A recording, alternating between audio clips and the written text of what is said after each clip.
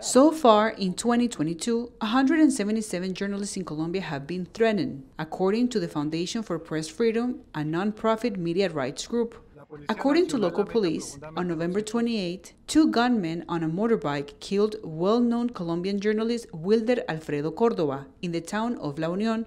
His death and an increase in threats have created an environment of uncertainty for the country's journalists.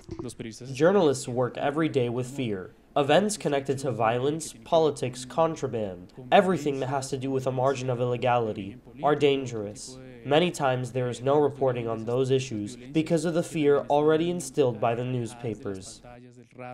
Sandra Buitrago, a radio reporter for Arauca Stereo, received threats for her reporting on splinter group holdouts of the Revolutionary Armed Forces of Colombia, or FARC, a rebel group that signed a peace deal with the government in 2016.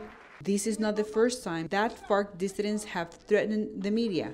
In March 2021, high-ranking FARC member Seuxis Pausias Hernandez, aka Jesus Santrich, sent a videotaped threat to well-known journalists and media directors Claudia Gurizati and Vicky Dávila.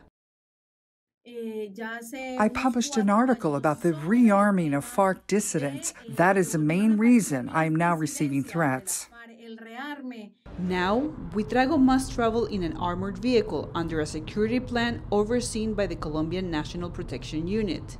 Arauca is one of the most dangerous regions for reporters. According to the Foundation for Press Freedom, 22 journalists there have received threats in the past year. The regions that present the higher figures are Arauca and Bogota.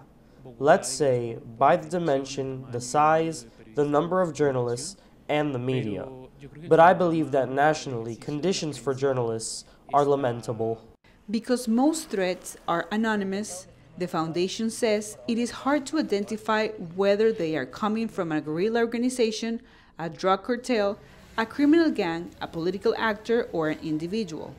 Adding to the concerns, the Foundation reports that of the more than 164 journalists killed in Colombia from 1977 to 2022, few perpetrators have been held accountable.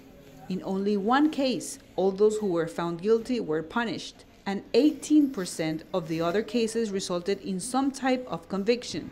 The Foundation says the rest of the homicides resulted in no legal action.